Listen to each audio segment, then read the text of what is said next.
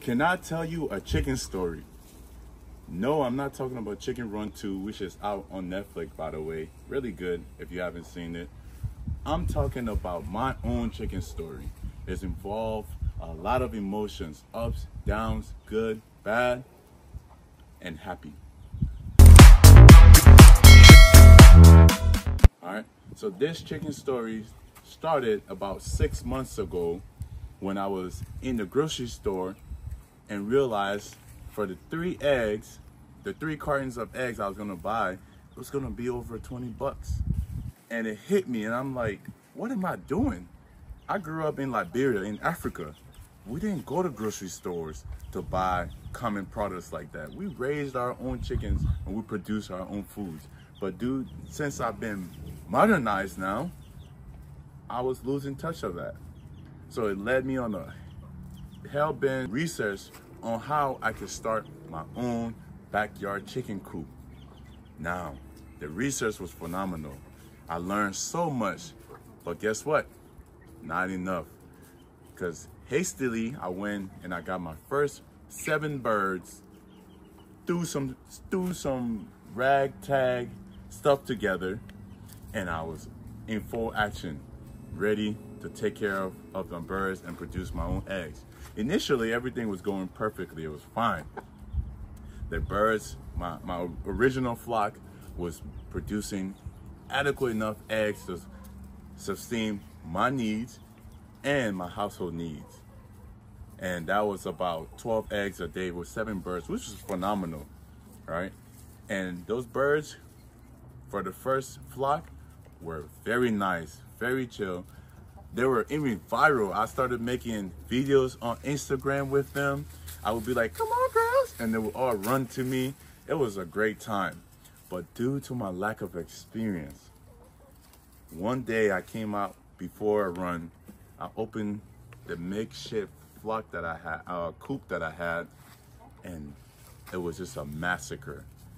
Now, I've been through a lot in my lifetime, surviving the Civil War 2 times, joining the military where I was a combat engineer with 2 deployments for 9 years. So I've seen a lot of stuff that the common man cannot say they've had. But losing my chicken, that I've gotten so attached to them, those girls that will always come when I say, come on girls, it touched me. It made me feel so bad because I felt like I let them down. I was tasked to protect them, and I failed them. And that hit somewhere deeper than I thought. I didn't even think I was gonna be like about to cry over some chickens, especially all the damage that I have done at Chick-fil-A. And this led me back on a new path of discovery to not only get a new flock, but to make sure nothing would happen to them. So today, guys, I'm going to be walking you through the Chicken Litter 3000 for my new flock. Currently, I'm sitting at 28 birds. Listen, guys, if you're going to get into chicken raising, it's like an addiction that you will never see coming, but you're just going to wake up one day and you're sitting at almost 30 birds. It just happens so quick. Let me show you guys the coop that I've built and my plan for the future with my birds. First, I made sure they had adequate amount of space, all right? Overhead protection from the hawks.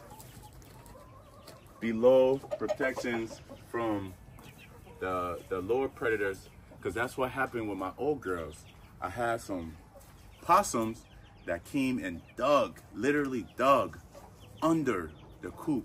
At that time, I didn't know you had to put some chicken wires under the ground to cover that protection. I didn't know that at that time. And that's what the possum did. Came, dug under there, and got in the coop and totally annihilated my girls. So, learning from the mistakes, got this right here. It goes all the way down 6 feet under to protect them. So with that lesson being learned, we got on ground, sub-ground protection, overhead protection, and enough space for them to move around. But let me show you guys. So this right here, chicken gets bored too, guys. Just like you get bored if there's nothing stimulating your mind, so do they. So we built this right here. It's a swing for them to hop on, swing around, and they actually be using it occasionally. And we got some perches up here that they could just relax and talk about how great Chicken Run was. Ladder going up to the coop with an automatic coop door. So as soon as the sun go down, it closes. And you know, chickens take care of themselves. They know when to go in and out. So they put themselves to bed pretty early too. Next we have this underground space for my breeding program. I'm going to start breeding Tyson here with some of my hens. So when the egg hatch and the hens go broody, I'm gonna keep them under here so that she can raise the hens and be protected and not have to deal with, oh, thanks for the handshake, buddy.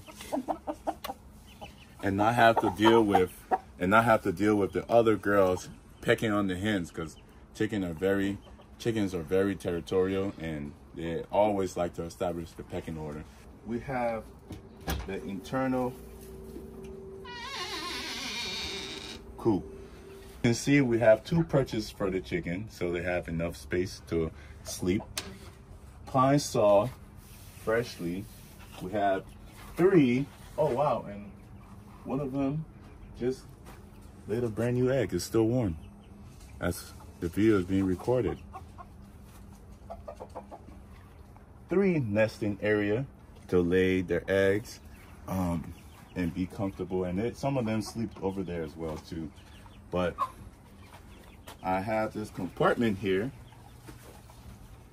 So easy access to all the eggs with this latch right here and all the 3 nesting area.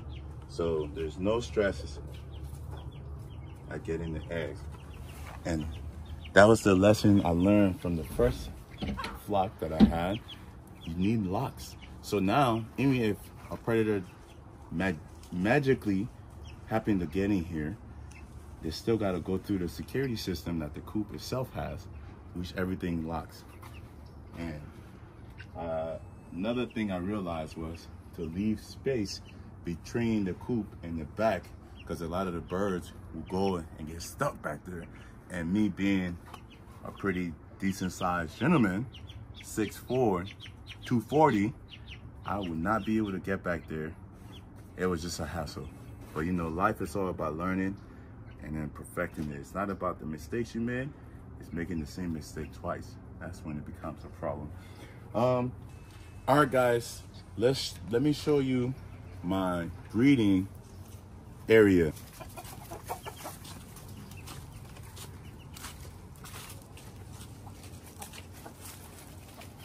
That's Wallace, one-eye Wallace. He got into a fight and ended up losing the eye. It was real unfortunate.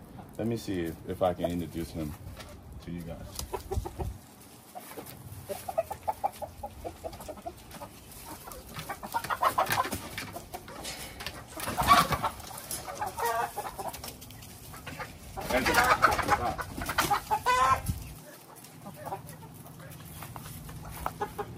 This right here, my friend, has been battle tested, fought off predators, defended the flock, and as you can see, these are his battle wounds.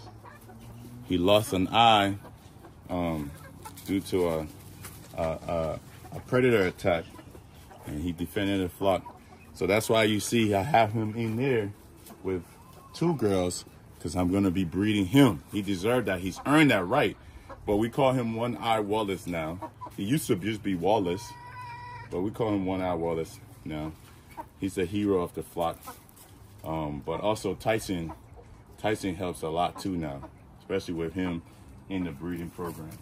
All right, so this right here is just a dog cage that I bought to convert into my breeding cage. What I do is put 1 male, 2 females, and let them, you know, they're gonna do what they need to do, and pick up the eggs, incubate it, and move forward from there. But one-eyed Wallace, man, I had to treat his eye, and chickens are very resilient, guys. You guys would, I've never thought they were this resilient. This man went toe to toe, lost an eye. All I had to do was clean around it, make sure sprayed it with anti-infection medication, and that was it. He's fine. He's still moving around. He's still breathing. He eats well. He's still healthy, and yeah, and he lives to tell this story. And he has beautiful coloring too, which is one of the reasons why I'm starting the program with him. All right. Go ahead. What do you think? One more. So, guys, in conclusion, that story taught me so much, and I've been learning every single day, taking care of these birds, and just slowly transitioning myself to homestead living, producing my own food, taking care of my body naturally, my emotions, physically, mentally.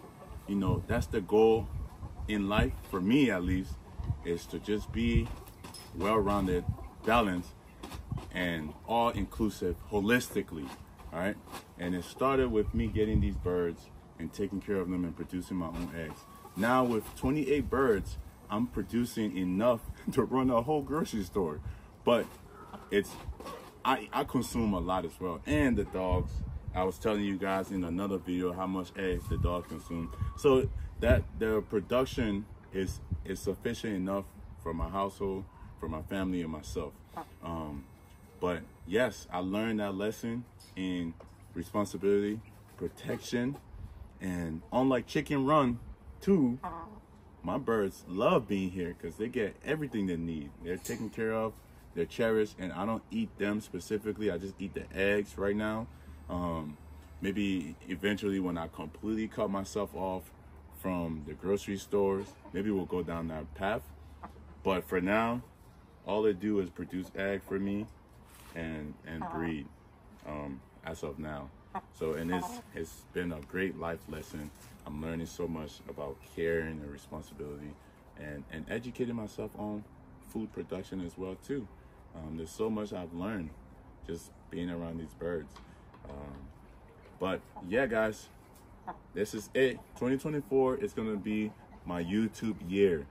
Some of you guys are familiar with me on Instagram and TikTok, but 2024, we're coming for YouTube, all right? So I hope you guys are enjoying the videos. Let me know what more you want to see in the comment section, and stick around for the journey. It's going to be a lot of homesteading, working out, getting swole, because it's not all about eating good and healthy and clean. It's also about building your body, your physicality as a man, right? And that's my philosophy. And as you guys can see, that's the path I'm going down. It's Apex on! And we have Enzo, Coley, and Chunji. And we want to tell you guys, I hope you enjoyed the video, and we'll see you next time.